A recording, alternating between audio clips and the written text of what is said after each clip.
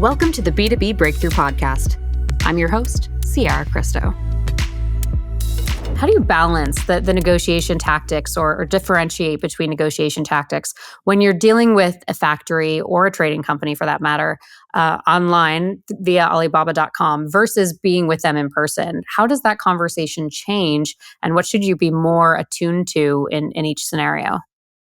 Yeah, so I don't really like to do negotiations over WeChat or over Alibaba, or written down, I should say, is what I want to say. What I want to try and do is jump on a call, because then I can see the reaction. It's softer. You can see each other. We can have a conversation to start with. We're not going straight into, I want this from you.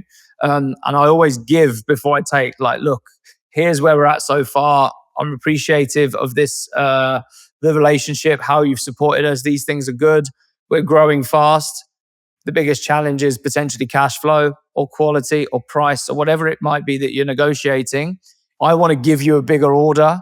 For example, if you can give me better payment terms, I'll give you a bigger order. So you always have to give something in return. Like, don't just go in and ask for something in a written email. They're gonna say no, right? Right. What are they getting out of the deal? Yeah. This is we have to present the win-win and how you're both going to benefit from this and grow together. So I think that's important. But as I said, I like to do it on video where possible, because when I ask for some pretty hefty payment terms, I would like to see whether they move back in their seat, or they laugh, or they get angry, or whatever that may be. So, but I think in this particular business, and particular China, like, I always joke that the national sport of China is negotiation. So they like doing it. And I have loads of students that come to China with me and are scared to ask.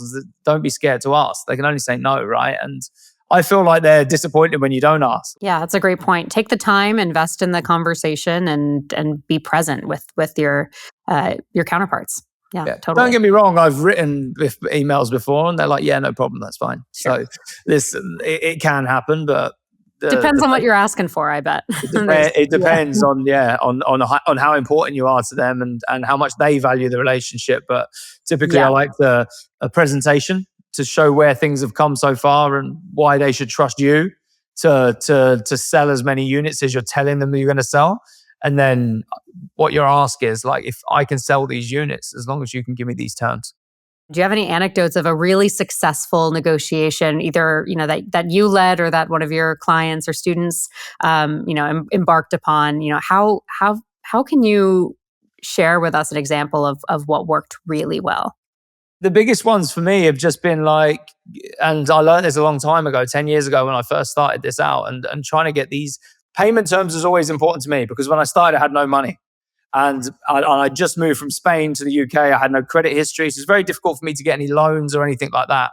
And everybody in the industry, I'd done an Amazon, everybody in the industry was like, oh, you need to get a loan, you need to get a credit card. I'm like, well, that's not really an option for me. So I'm like, how do I grow this business? I don't want to go and get a job. I want to do this. So it was, how do we get payment terms? And that was a big one for me. And then from that point, over the next couple of years, and going to China and visiting people in person and negotiating, getting 90-day payment terms, 120 days. And then a few years ago, I went to China and said, right, I'm going to try and get like 180 days. Like, it's going to be a push, but what a story that would be. And I went through about 8 factories in 4 days, and then I was trying to get them. I was getting good terms, 120, I got 150. I'm like, I really want the 180 days. And then I went to a factory. There's a huge factory. They had 6 different factories that created all different types of products, and they were huge. And I didn't get to speak to the boss. Speaking with the boss is something that I always try and do, because they're the decision maker. I spoke with someone else, but they were huge, thousands of employees. And I thought, well, I'm going to go through the process and ask anyway. But I'd sort of given up on my hope of my ego of getting the 6-month term. But I managed to land them, and they were just nice. I went through the process, went, yeah, you can have that, no problem. Then that gave me the confidence. And the next one I got them as well. But it was strange. I talk about the different sizes of factories. It's not always, I thought that I was very small for this huge medical factory I was dealing with. And but I presented it. We built a relationship. They could see the future of the brand.